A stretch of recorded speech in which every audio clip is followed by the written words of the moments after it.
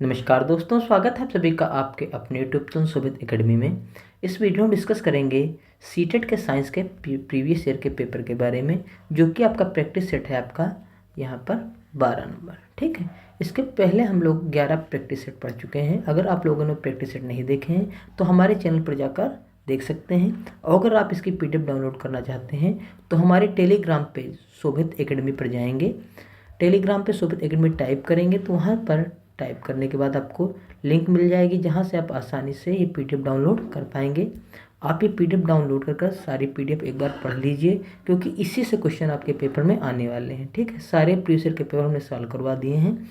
अगर आप इनको पढ़ लेते हैं तो ये मान के चलिए आपके पेपर में 30 में से 25 प्लस मार्क्स 100% आने ही। ठीक है, 25 प्लस मार्क्स आपके आ जाएंगे, क्योंकि क्वेश्चन बहुत ज़्यादा रिपीटेड आते हैं। ठीक, तो चलिए शुरू करते हैं। सबसे पहले देखिए हमारा क्वेश्चन इसमें निकल कर आता है, निम्नलिखित में से कौन पोषक तत्व होते हैं, हमें बताना है। Protein, vitamin C, vitamin A. उसके बाद हमारा ऑप्शन है कार्बोहाइड्रेट, विटामिन सी या आयरन। फिर है प्रोटीन, आयरन, विटामिन डी। उसका दिया गया है प्रोटीन, कैल्शियम, विटामिन डी। ठीक है, तो सही ऑप्शन में आप देख सकते हैं डी निकल कर आता है, यानी कि प्रोटीन है, कैल्शियम और विटामिन डी है। देखिए यहाँ पे लिखा है, दूध एक अपारदर्शी सफ़ेद द्रव है जो मादाओं के दुग्ध ग्रंथियों द्वारा बनता है। नवजात शिशु तब दूध पर निर्भर रहता है जब तक वह अन्य पदार्थों का सेवन करने में अक्षम होता है। ठीक है, साधारणतः दूध में 85% जल होता है और शेष भाग में ठोस तत्व यानी कि खनिज व वसा होती है। दूध प्रोटीन, कैल्शियम और राइबोफ्लेविन, विटामिन B2 युक्त होता है। इनके अलावा इसमें विटामिन ए, डी, के और ई सहित फास्फोरस, मैग्नीशियम, आयोडीन व कई खनिज और वसा और ऊर्जा भी होती है। इसके अलावा इसमें कई एंजाइम और कुछ जीवित रक्त कोशिकाएं भी होती हैं। ठीक है, अगला क्वेश्चन देखते हैं। अगला क्वेश्चन हमें दिया गया है, प्रतिरोधी के रूप के में घावों पर लगाए जाने वाले बेंजीन रंग में विलयन में कौन सी अधातु होती है। आयोडीन, ब्रोमीन, सल्फर या क्लोरीन। तो सही ऑप्शन में आपका निकल कर आता है आयोडीन।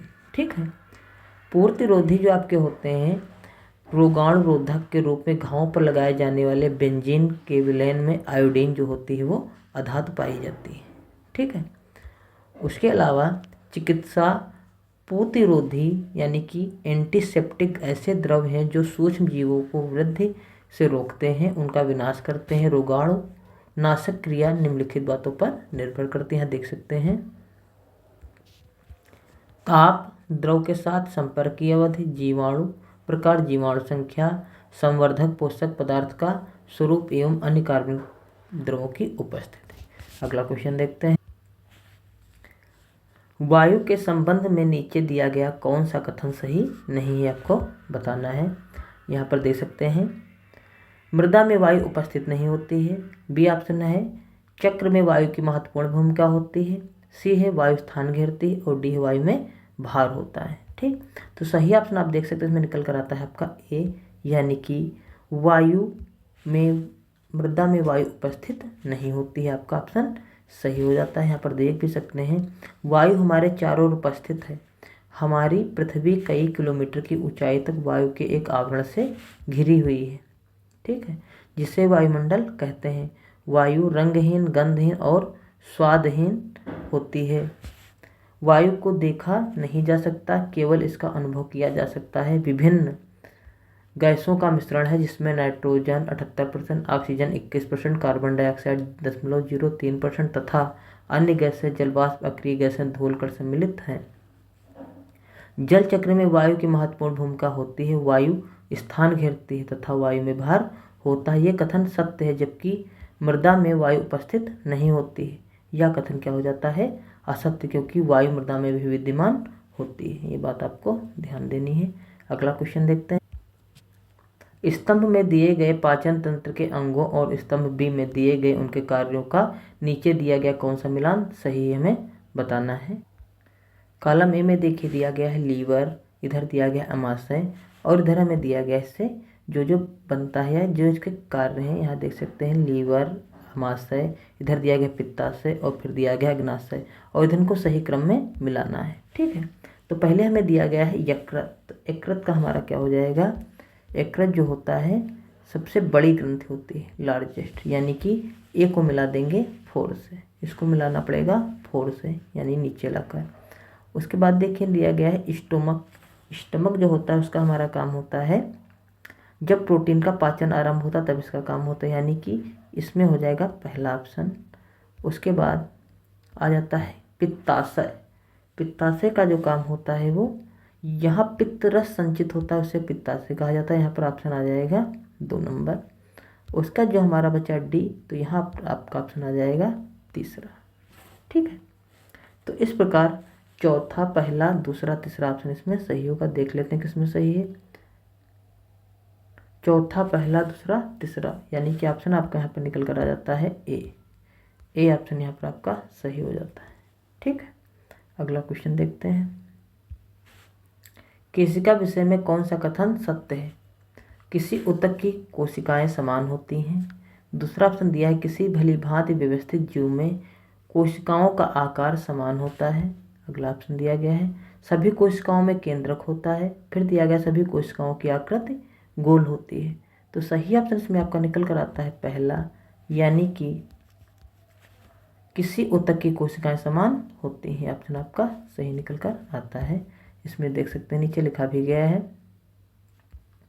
कोशिका में किसी ऊतक की कोशिकाएं समान होती हैं। कोशिका सजीवों के शरीर की रचनात्मक और क्रियात्मक इकाई है और प्रायः संगठित रूप है जिसमें वे सभी क्रियाएं होती हैं जिन्हें सामूहिक रूप से हम जीवन कहते हैं।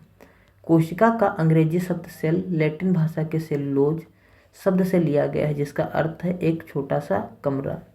कोशिका की खोज रॉबर्ट हुक ने 1965 में किया था। 1839 में स्लाइडेन तथा स्वान ने कोशिका सिद्धांत प्रस्तुत किया। अगला क्वेश्चन देखते हैं। निम्नलिखित में से किनका उनकी जनन की विधा से सही मिलान है, यह हमें बताना है। पहला लिखा गया है ईस्ट।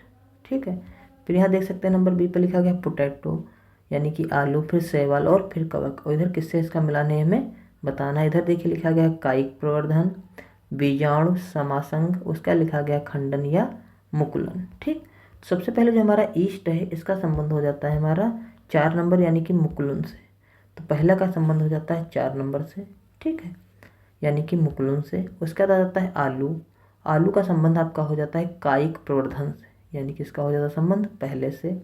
फिर बी नंबर पर आते हैं, लिख कर आ जाता है शैवाल। तो शैवाल का संबंध आपका होता है खंडन से ही। ठीक है, तो इसमें तीसरा ही आ जाता है।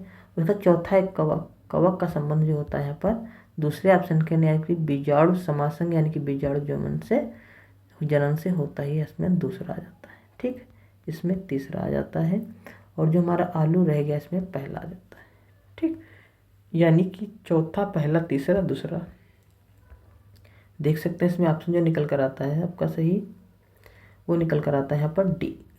ठीक है, ये ऑप्शन आपका सही हो जाता है। नीचे देख भी सकते हैं लिखा गया है ईस्ट या खमीर की जनन विधा मुकुलन द्वारा होता है। खमीर एक कवक है। यह शर्करा युक्त कार्बनिक पदार्थ में बहुतायत से पाए जाने वाला विशेष प्रकार का कवक है। यह फूलहीन पौधा है। शरीर मूल, तना एवं पत्ती में विभक्त नहीं होता।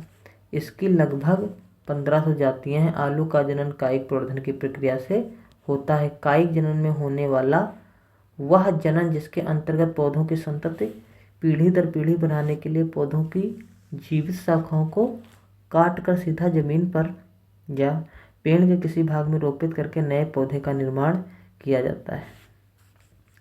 कवक में बीजाणु समासंग की प्रक्रिया से जनन होता है।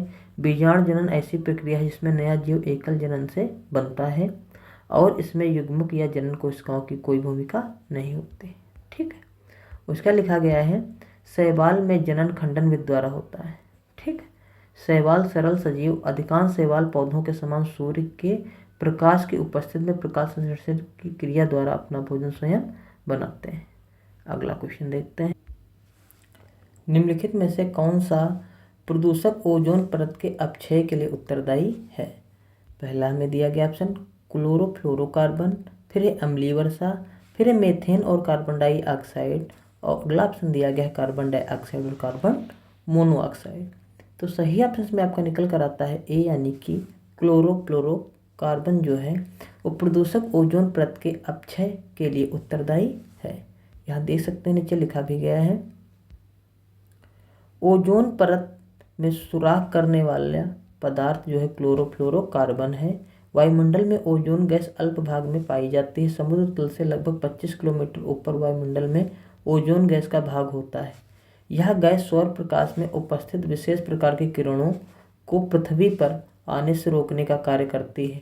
वायुमंडल के ऊपरी वातावरण में ओजोन का निर्माण सूर्य द्वारा निकलने वाली किरणों की ऑक्सीजन प्रक्रिया के कारण होता है। ठीक है, अगला क्वेश्चन देखते हैं। निम्नलिखित में से कौन सा समुच्चय संचारी रोगों को निरूपित करता है? पहला ऑप्शन दिया गया है मियादी बुखार, फिर मलेरिया, फिर रक्तक्षीणता, फिर स्वाइन फ्लू। फिर दिया गया है मियादी बुखार, स्वाइन फ्लू, मलेरिया, पोलियो। फिर दिया गया है डायबिटीज, मियादी बुखार, मलेरिया या रक्तक्षीणता, फिर रक्तक्षीणता, स्कर्वी और अतिसार या हैजा। ठीक है, तो सही ऑप्शन में आपका निकल कर आता है बी, यानी कि संचारी या संक्रामक रोग जो किसी न किसी रोग जनित रोग कारकों जैसे प्रोटोजोआ, कवक, जीवाणु, वायरस इत्यादि के कारण होता है। संक्रामक रोग एक शरीर से अन्य शरीर में फैलने की क्षमता होती है। मलेरिया हो गया आपका, टाइफाइड हो गया, चेचक हो गया, इन्फ्लुएंजा, स्वाइन फ्लू, पोलियो आदि संक्रामक रोगों के उदाहरण हैं। यहाँ पर आप देख भी सकते हैं, ये ऑप्शन आपका सही हो जाता है। मियादी बुखार हो गया आपका, स्वाइन फ्लू हो गया, मलेरिया हो गया और पोलियो हो गया। ठीक है, अगला क्वेश्चन देखते हैं। निम्नलिखित में से क्या एक विज्ञान की प्रकृति के संदर्भ में सही नहीं है? विज्ञान हमेशा अस्थायी होता है। विज्ञान संदेहवाहक को बढ़ावा देता है। उसका दिया गया है विज्ञान एक ज्ञान की रचना की प्रक्रिया है। फिर दिया गया है विज्ञान की प्रकृति स्थिर है। ठीक, तो सही ऑप्शन में जो आपका निकल कर आता है वो हो जाता है, यहाँ पर आप देख सकते हैं, विज्ञान जो है की प्रकृति स्थिर है। ये ऑप्शन आपका सही हो जाता है। डी ऑप्शन आपका यहाँ पर सही निकल कर आता है। यहाँ देख भी सकते हैं, विज्ञान की प्रकृति जो स्थिर है यह कथन असत्य है। ठीक, विज्ञान वह व्यवस्थित ज्ञान या विद्या है जो विचार, अवलोकन, अध्ययन और प्रयोग से मिलती है, जो किसी अध्ययन की विषय की प्रकृति या सिद्धांतों को जानने के लिए किए जाते हैं। विज्ञान शब्द का प्रयोग ज्ञान की एक ऐसी शाखा के लिए भी करते हैं जो तथ्य, सिद्धांत और तरीकों को प्रयोग और परिकल्पना में स्थापित और व्यवस्थित रहती हैं। इस प्रकार कह सकते हैं कि किसी भी विषय के क्रमबद्ध ज्ञान को विज्ञान कहते हैं। ठीक है, अगला क्वेश्चन देखते हैं। निम्नलिखित में से किसका विकास विज्ञान के द्वारा होता है? ऑप्शन हमें दिया गया है, पहला है निष्पक्षता, वैज्ञानिक दृष्टिकोण, वैज्ञानिक स्वभाव, स्थायी मानस प्रवृत्ति। ठीक है, तो सही ऑप्शन में अगर देखा जाए तो आपका ए भी सही है, ये भी सही, ये गलत हो जाता है क्योंकि स्थायी मानस प्रवृत्ति ये विज्ञान की जो विशेषता नहीं होती है। तो सही ऑप्शन 3 हो जाते हैं। आप देख सकते हैं ए बी सी किस में सही है, वही ऑप्शन आपका सही हो जाता है, यानी कि बी ऑप्शन आप देख सकते हैं, ए बी सी तीनों इसमें सही हो जाते हैं। यहाँ देख भी सकते हैं, लिखा गया है विज्ञान की संधि विच्छेद क्या होती है? वी प्लस ज्ञान। ठीक है, वी का अर्थ होता है विशिष्ट, जबकि ज्ञान का होता है मानव जाति द्वारा अर्जित अनुभव, तथ्य, सिद्धांत, नियम, सत्य, विश्वास, अनुप्रयोग आदि के भंडारण का संकेत मिलता है। इस दृष्टि से विज्ञान से तात्पर्य किसी विशिष्ट प्रकार के ज्ञान से होता है, एक ऐसा ज्ञान जो वैज्ञानिक विधि के द्वारा प्राप्त हुआ। इस प्रकार की निष्पक्षता, वैज्ञानिक दृष्टिकोण, स्वभाव का विकास विज्ञान के द्वारा होता है। अगला क्वेश्चन देखते हैं। एक विज्ञान शिक्षक की भूमिका होनी चाहिए, हमें बताना है। पहला ऑप्शन दिया गया छात्रों को उत्पाद आधारित शिक्षण अधिगम पर्यावरण प्रदान करना। बी दिया गया है सृजनात्मक विचारों को रटने के लिए अभ्यास में छात्र का मार्गदर्शन करना। उसका सी ऑप्शन दिया गया है उच्च संज्ञानात्मक क्षमताओं वाले प्रश्नों के निर्माण के लिए सभी छात्रों को प्रेरित करना। और डी ऑप्शन आपको दिया गया है छात्रों को प्रचुर विभिन्न सीखने के अनुभव प्रदान करना। तो सही ऑप्शन इसमें जो निकल कर आता है डी हो जाता है, यानी कि छात्रों को प्रचुर विभिन्न सीखने का अनुभव प्रदान करना, ये करना चाहिए शिक्षक को। यहाँ देख सकते हैं नीचे दिया भी गया है, डी ऑप्शन आपका सही हो जाता है। विज्ञान शिक्षक की भूमिका छात्रों को प्रचुर विभिन्न सीखने का अनुभव प्रदान करना है। यदि विज्ञान शिक्षक छात्रों को सीखने का अधिकाधिक अवसर प्रदान करेगा तो छात्रों के मानसिक विचार सुदृढ़ हो सकेंगे। शिक्षक का व्यक्तित्व ही सफल शिक्षण की आधारशिला है।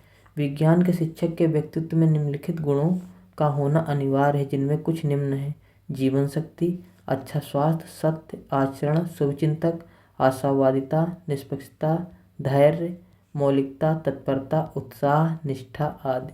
विज्ञान के शिक्षक को समाज की आधुनिकतम वैज्ञानिक घटनाओं में अवगत रहना आवश्यक है। इनके अभाव में वह विद्यार्थियों की वैज्ञानिक समस्याओं पर होने वाले वाद विवाद में नेतृत्व भी नहीं कर पाएगा।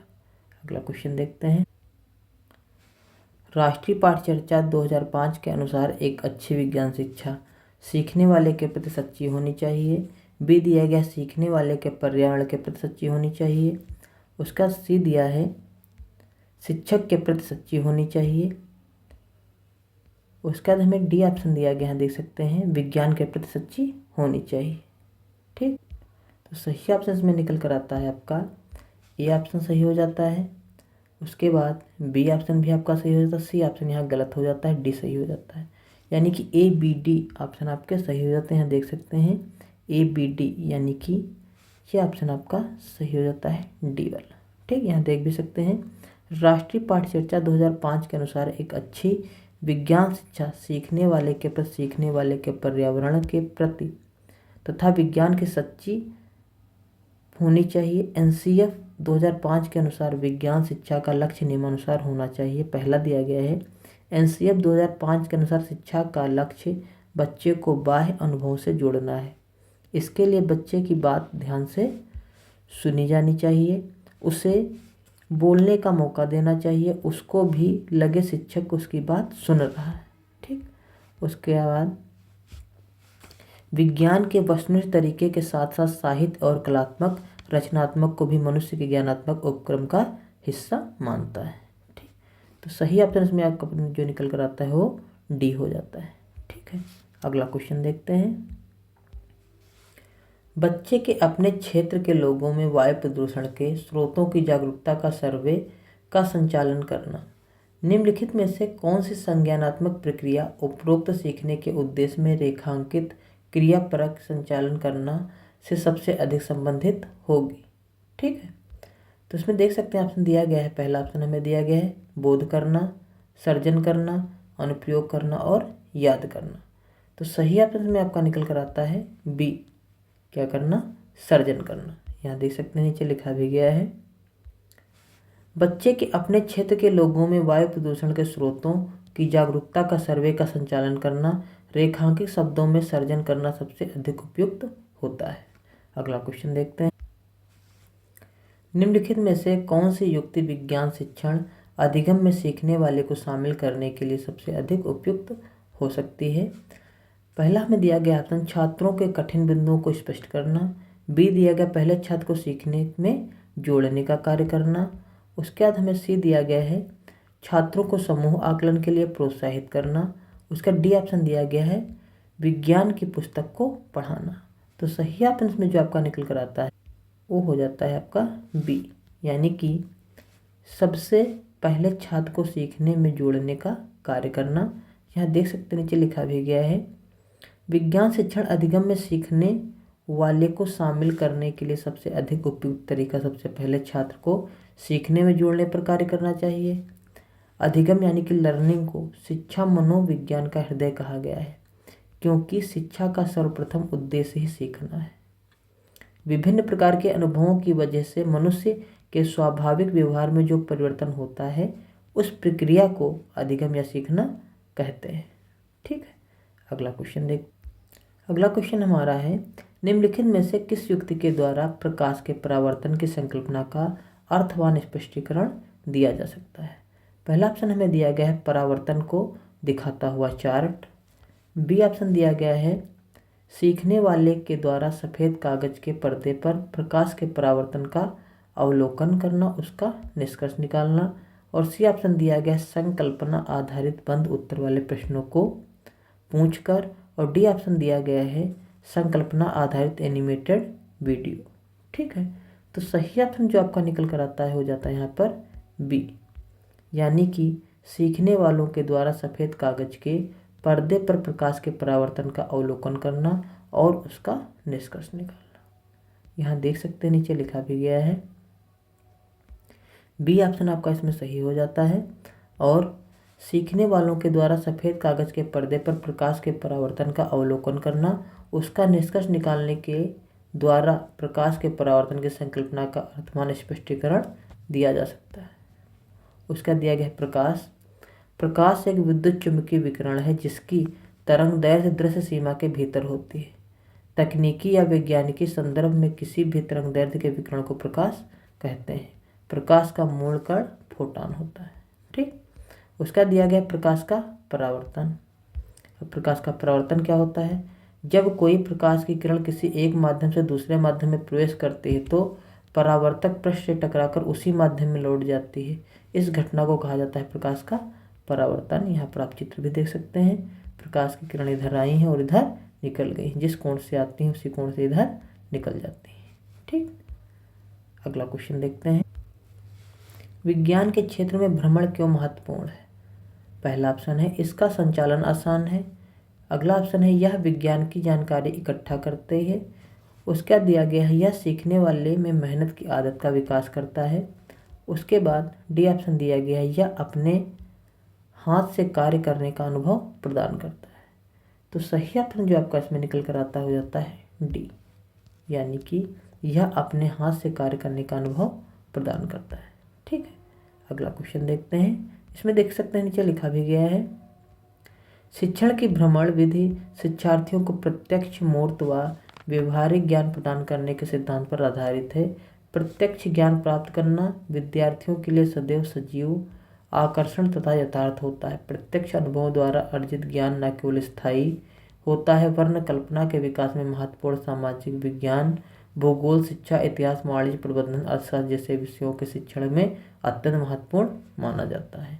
शिक्षण की एक प्रभावशील विधि के रूप में भ्रमण विधि के 4 मुख्य सोपान क्रमशः नंबर 1 दिया गया है अनुवर्ती कार्यक्रम संपादित करना, बी दिया गया भ्रमण योजना का क्रियान्वयन करना और सी दिया गया भ्रमण आयोजन का मूल्यांकन करना। अगला क्वेश्चन देखते हैं, निम्न में से कौन सा साधन बाल केंद्रित आकलन के लिए है? ठीक है, पहला ऑप्शन दिया गया है पोर्टफोलियो, उसके बाद दिया गया है अवधारणा मानचित्र, उसका दिया है पेपर पेंसिल परीक्षण और डी दिया गया है जनरल लिखना। ठीक है, तो सही ऑप्शन जो इसमें निकल कर आता है आपका वो हो जाता है, यहाँ देखिए ए भी सही है, बी भी सही है और डी भी सही, सी ऑप्शन आपका सही नहीं होता है, यानी कि ए बी डी, यानी कि ए ऑप्शन यहाँ पर आपका सही हो जाता है। यहाँ नीचे देख भी सकते हैं, बाल केंद्रित आकलन के लिए पोर्टफोलियो, अवधारणा मानचित्र व जर्नल सीखना उपयुक्त होता है। ठीक है, जबकि पेपर पेंसिल परीक्षण बाल केंद्रित आकलन के लिए उपयुक्त नहीं है। पोर्टफोलियो क्या होता है? विद्यार्थियों द्वारा संपन्न कार्यों का उद्देश्यपूर्ण व्यवस्थित संकलन जो विद्यार्थियों के उत्तम प्रयासों को दर्शाता है, पोर्टफोलियो कहलाता है। यह एक फाइल, पैकेट या बैग आदि के प्रकार का हो सकता है जिसमें छात्रवर्ग, कक्षावर तथा वर्षभर विद्यार्थियों को उत्कृष्ट कार्यों का सुरक्षित रखा जाता है। उसका दिया गया है अवधारणा या मानचित्र। इसका मतलब क्या होता है? अवधारणा मानचित्र अवधारणाओं के बीच सुझाव दिए संबंधों को एक चित्र द्वारा दर्शाता है। अवधारणा मानचित्र आमतौर पर विचारों एवं जानकारियों को श्रेणीबद्ध संरचना में लेबल तार के साथ जोड़ता है। ठीक, उसका लिखा गया जनरल लिखना, छात्रों के दिन भर के गतिविधियों को लिखना ही जर्नल लिखना कहलाता है। इसके अंतर्गत छात्रों को कि आमने सामने का समय, पढ़ने का समय, छात्रों ने क्या सीखा इत्यादि लिखा जाता है। ठीक है, अगला क्वेश्चन देखते हैं, विज्ञान में सीखने जैसा आकलन का अर्थ है योगात्मक आकलन, स्व आकलन, सत्र आकलन या रचनात्मक आकलन। तो सही ऑप्शन जिसमें निकल कर आता है आप देख सकते हैं बी ऑप्शन इसमें सही हो जाता है, स्व आकलन। यहाँ देख सकते हैं लिखा भी गया है, विज्ञान में सीखने जैसा आकलन का अर्थ है स्व आकलन से है। आकलन एक व्यापक शब्द है। इसमें एक विद्यार्थी के कौशल, ज्ञान, योग्यताओं, उदाहरण के लिए क्या बच्चा समूह में मार्गदर्शक के रूप में उभर रहा है, आवृत्तियों, गुणों आदि के बारे में सभी प्रकार की औपचारिक और अनौपचारिक जानकारी शामिल होती है। अगला क्वेश्चन देखते हैं। अमृता कोई विद्युत परिपथ व्यवस्थित करने का प्रयास कर रही है। उसके पास पर्याप्त संख्या में संयोजक तार नहीं है। परिपथ को पूरा करने के लिए वह नीचे दिए गए पदार्थों में से किस एक का उपयोग कर सकती है। ठीक है, पहला ऑप्शन दिया गया है स्टील का तार, फिर दिया गया है कांच का तार, फिर दिया गया है रबड़ का पाइप, उसका दिया गया है मोटा धागा। तो सही ऑप्शन जिसमें निकल कर आता है आपका हो जाता है पहला, यानी कि स्टील का तार। परिपथ को पूरा करने के लिए अमृता स्टील के तार का प्रयोग कर सकती है, क्योंकि स्टील का तार विद्युत का सुचालक होता है। ठीक है, जिससे तार में धारा का प्रवाह आसानी से हो जाएगा। कांच की छड़, रबड़ की पाइप, मोटा धागा, ये तीनों विद्युत के कुचालक हैं, इसीलिए इनका प्रयोग परिपथ को पूरा करने के लिए नहीं किया जा सकता है। अगला क्वेश्चन देखते हैं। सही कथन को इसमें पहचानना है हमें। पहला दिया गया है अवतल दर्पण सीधा प्रतिबिंब भी बनाता है और उल्टा प्रतिबिंब भी बनाता है। ठीक है, उसके दिया है उत्तल दर्पण सदैव ही उल्टा प्रतिबिंब बनाता है। फिर हमें दिया गया है उत्तल दर्पण सीधा प्रतिबिंब भी बनाता है और उल्टा प्रतिबिंब भी बनाता है। और डी दिया गया है अवतल दर्पण सदैव ही सीधा प्रतिबिंब बनाता है। तो जो सही ऑप्शन में आपका निकल कर आता है हो जाता है यहाँ पर ए। ठीक है, क्योंकि जो अवतल दर्पण होता है वो सीधा प्रतिबिंब भी बनाता है और उल्टा प्रतिबिंब भी बनाता है। यहाँ देख सकते हैं नीचे लिखा भी गया है अवतल दर्पण जो होता है प्रतिबिंब सीधा प्रतिबिंब बनाता है और उल्टा प्रतिबिंब भी बनाता है। यह कथन सत्य है। दर्पण या आईना एक प्रकाशीय युक्ति है जो प्रकाश के परावर्तन के सिद्धांत पर काम करता है। दर्पण मुख्यतः 3 प्रकार के होते हैं, समतल दर्पण, उत्तल दर्पण और अवतल दर्पण। अगला क्वेश्चन देखते हैं। चींटी के दंश या डंक में निम्नलिखित में से कौन सा अम्ल होता है? फार्मिक अम्ल, ऑक्जेलिक अम्ल, उसका दिया गया है एस्टिक अम्ल या एस्कार्बिक अम्ल। तो जो सही ऑप्शन में आपका निकल कर आता है हो जाता है पहला, यानी कि फार्मिक अम्ल। यहाँ देख सकते हैं नीचे लिखा भी गया है चींटी के दंश में फार्मिक अम्ल पाया जाता है। फार्मिक अम्ल एक कार्बनिक यौगिक है। यह लाल चींटियों, शहद की मक्खियों, बिच्छू तथा बर्रों के डंकों में पाया जाता है। इन कीड़ों के काटने या डंक मारने पर थोड़ा अम्ल शरीर में प्रविष्ट हो जाता है, जिससे वह स्थान फूल जाता है और दर्द करने लगता है। इसका रासायनिक सूत्र HCOOH है। ठीक, अगला क्वेश्चन देखते हैं। किसी ईंधन में 3.7 किलोग्राम को पूर्ण दहन करने पर 1.665 × 10⁸ जूल ऊर्जा प्राप्त होती है। मानक मात्रकों में इस ईंधन का कैलोरी मान, ऊष्मीय मान क्या है आपको बताना है। तो यहाँ देख सकते हैं सही ऑप्शन जो इसमें निकल कर आता हो जाता है 45,000। और कैसे हो जाता है यहाँ पर हम देख सकते हैं। माना ईंधन का द्रव्यमान m है तथा जो हमें इसमें ऊर्जा प्राप्त होती है वो कैपिटल E है और ईंधन का ऊष्मीय मान Q है। ठीक है, तो हमें पता है E बराबर हो जाता है Q × M। तो Q बराबर हो गया यहाँ पर E/m। उसका बाद हमने मान यहाँ पर देखिए रख दिया है। E का मान होता है 1.66 × 10⁸ जूल और M का मान दिया है 3.7। ठीक, इसको हमने हल कर लिया। तो हल करने का हमारे पास आ गया 45,000 किलोग्राम कैलोरी, यानी कि सही ऑप्शन जिसमें निकल कर आता है आपका हो जाता है डी, 45,000 कैलोरी। अगला क्वेश्चन देखते हैं। अगला क्वेश्चन देखिए हमें दिया गया है मायरा किसी पैकेट को पहुंचाने के लिए 5 किलोमीटर की दूरी पर अपनी सहेली के घर साइकिल चलाकर जाती है। वह जाते समय 12 किलोमीटर प्रति आवर चाल से जाती है और लौटते समय 8 किलोमीटर प्रति घंटा की चाल से लौटती है। उसकी समस्त यात्रा की औसत चाल ज्ञात कीजिए। अब औसत चाल बराबर क्या होता है? औसत चाल होती है औसत दूरी बटे औसत समय। तो पहले हमें टोटल निकालनी पड़ेगी। दूरी कितनी टोटल यहाँ पर है हम निकालेंगे, उसका निकाल देंगे समय। ठीक, ये देखिए सूत्र हमें दिया गया है। इसका मतलब क्या है? औसत दूरी बटे औसत समय, 2ab/a + b। तो यहाँ पर हमने मान रख दिया। हमें दिया गया था, देखिए यहाँ पर पहले 12 किलोमीटर फिर 8 किलोमीटर प्रति घंटा। तो ये हमारी होगी औसत दूरी बटे समय, इसमें हमने मान रख दिया, ए का मान रखा है 12 और बी का मान रखा है 8। और इस प्रकार जो आंसर निकल कर आता है, चाल हमारी आती है 9.6 किलोमीटर प्रति घंटा। तो सही ऑप्शन में हो जाता है 9.6 किलोमीटर प्रति घंटा। अगला क्वेश्चन देखते हैं। निम्नलिखित में से किस समुच्चय में केवल दूरी मापने के मात्रक हैं? बालिशित वर्ष प्रकाश वर्ष, बालिशत मीटर प्रकाश वर्ष, हर्ट्ज बालिशत मीटर, मीटर प्रकाश वर्ष और हर्ट्ज। तो जो सही ऑप्शन में निकल कर आता है आपका आ जाता है यहाँ पर बी, बालिशत मीटर और प्रकाश वर्ष। यहाँ देख सकते हैं नीचे दिया भी गया है। दिए गए समुच्चयों में दूरी मापने के मात्रक बालिशत मीटर प्रकाश वर्ष, अतः विकल्प भी सही होगा। बालिशत लंबाई का एक माप है जो खुले हुआ फैले हुए मानव हाथ के अंगूठे की चोटी से लेकर कनिष्ठा सबसे छोटी उंगली की चोटी की दूरी होती है। पारंपरिक रूप से भारतीय उपमहाद्वीप में बड़ी चीज़ों का आकार बालिशतों में बताया जाता है। साधारण पुरुष के लिए लगभग 9 इंच के बराबर होता है। उसका दिया गया है मीटर एवं प्रकाश वर्ष। ये क्या होता है? लंबाई का मात्रक मीटर होता है। प्रकाश वर्ष भी लंबाई की एक मापन इकाई है। यह लगभग 9.6 ट्रिलियन किलोमीटर की होती है। अंतर्राष्ट्रीय खगोलीय संघ के अनुसार एक प्रकाश वर्ष वह दूरी है जो प्रकाश अपने निर्वात में एक वर्ष में पूरा कर लेता है। ठीक, अगला क्वेश्चन देखते हैं। समीर अपने कंचे को फर्श पर बिछे 3 विभिन्न पृष्ठों पर तनी हुई सेलोफोन शीट, कालीन और समाचार पत्र पर लुढ़कता है।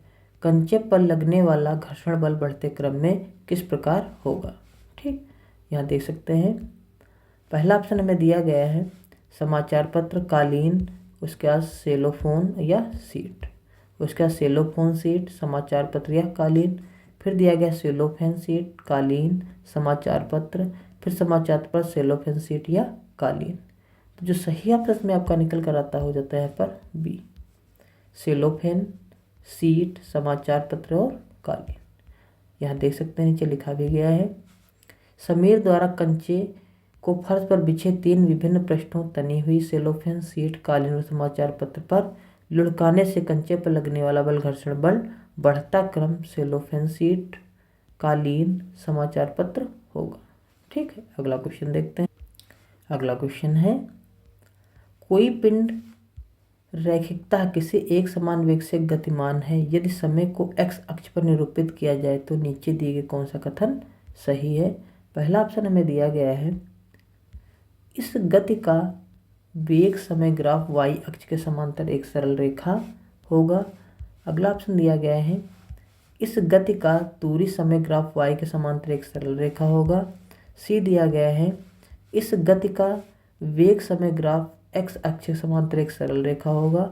और डी दिया गया है इस गति का दूरी समय ग्राफ x के समांतर एक सरल रेखा होगा। तो सही ऑप्शन में जो आपका निकल कर आता है सी हो जाता है, यानी कि इस गति का वेग समय ग्राफ x अक्ष के समांतर एक सरल रेखा होगा। यहाँ देख सकते हैं नीचे लिखा भी गया है। यदि किसी पिंड को रैखिकता किसी एक समान वेग से गतिमान किया जाता है और समय को x अक्ष पर निरूपित किया जाएगा तो इस गति का वेग समय ग्राफ x अक्ष के समांतर एक सरल रेखा होगा। अगला क्वेश्चन देखते हैं। निम्नलिखित में से कौन पेट्रोलियम का उत्पादक नहीं है? कोक, बिटुमेन, स्नेहक तेल या पैराफिन। तो सही ऑप्शन जिसमें निकल कर आता है आपका पहला, यानी कि कोक हो जाता है। यहाँ देख सकते हैं नीचे लिखा भी गया है।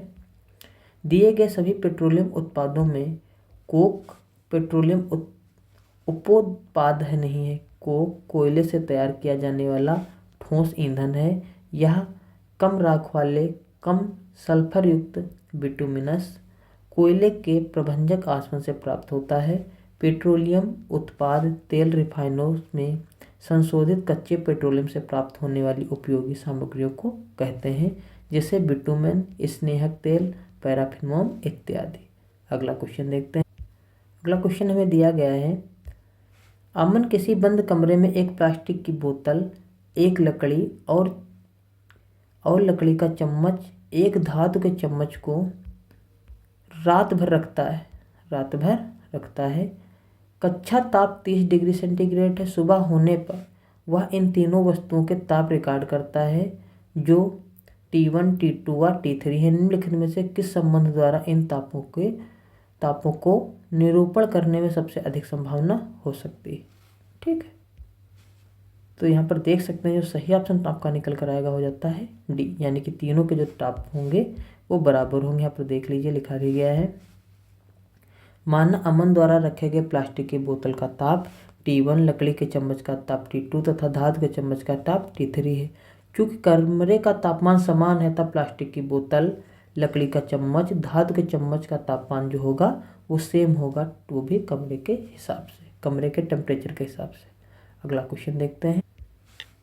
निम्नलिखित जीवों में से कौन प्रकाश संश्लेषण द्वारा अपना भोजन बना सकता है? कवक, राइजोबियम, विषाणु या शैवाल? तो जो सही ऑप्शन इसमें आपका निकल कर आता है वो हो जाता है यहाँ पर शैवाल। ठीक है, अगला क्वेश्चन देखते हैं। यहाँ पर देख भी सकते हैं लिखा गया है शैवाल सरल जीव है। अधिकांश शैवाल पौधे के समान सूर्य के प्रकाश की उपस्थिति में प्रकाश संश्लेषण की क्रिया द्वारा अपना भोजन स्वयं बनाते हैं, अर्थात स्वपोषी होते हैं। ये नम भूमि, अलवणीय एवं लवणीय जल, वृक्षों की छाल, नए दीवारों पर भूरी या कुछ काली परतों के रूप में मिलते हैं। ठीक, निम्नलिखित में से कौन से लक्षण ध्रुवी भालू को चशमशीत अवस्थाओं के अनुकूल बनाने में सहायता करते हैं? ठीक है, यहाँ पर देख सकते हैं पहला दिया गया सफ़ेद बाल, मुड़े हुए लंबे और पैने नाखून त्वचा के नीचे वसा की परत। उसका दिया गया है सफ़ेद बाल, चपटे पैर, बालों की परतें। फिर दिया गया सूंघने की तीव्र शक्ति, चपटे पैर, बालों की परतें। और डी दिया गया सफ़ेद बाल, चपटे पैर, त्वचा के नीचे वसा की परतें। तो सही ऑप्शन में जो निकल कर आता है आपका हो जाता है ए। क्या हो जाता है? ए ऑप्शन इसमें सही हो जाता है। यहाँ नीचे देख भी सकते हैं लिखा गया है ध्रुवी भालू या उसे कहा जाता है उर्सूस मारीटिमस एक ऐसा भालू है जो आर्कटिक महासागर, उसके आसपास के समुद्र और आसपास के भू क्षेत्रों में आवर्त किए मुख्यतः आर्कटिक मंडल के भीतर का मूलवासी है। ध्रुवी भालू को चरमशीत अवस्थाओं के अनुकूल बनाने में सफ़ेद बाल, मुड़े हुए लंबे और पैने नाखून त्वचा के नीचे वसा की परत मदद करते हैं। ठीक है, इस प्रकार जो आपके साइंस के इस प्रैक्टिस सेट के 30 क्वेश्चन थे वो कंप्लीट हो जाते हैं। आई होप आप लोग को सारे क्वेश्चन समझ में आ गए होंगे। अगर किसी भी क्वेश्चन में कोई प्रॉब्लम रह जाती है तो आप हमें कमेंट कर बता सकते हैं। ठीक है, अगर आप हमारे चैनल पर नए हैं तो चैनल को सब्सक्राइब कर दीजिए और वीडियो को ज़्यादा से ज़्यादा शेयर कर दीजिए। ठीक है, और अगर आप इसकी PDF डाउनलोड करना चाहते हैं तो इस वीडियो के नीचे डिस्क्रिप्शन बॉक्स में आपको लिंक मिल जाएगा, या आप हमारे टेलीग्राम शोभित एकेडमी पर जाकर इसकी PDF डाउनलोड कर सकते हैं। इसके अलावा जितने भी आपके प्रैक्टिस सेट है उसकी PDF आपको हमारे पेज पर मिल जाएगी, जिसका नाम है शोभित एकेडमी। वीडियो देखने के लिए बहुत बहुत धन्यवाद। Thank you very much.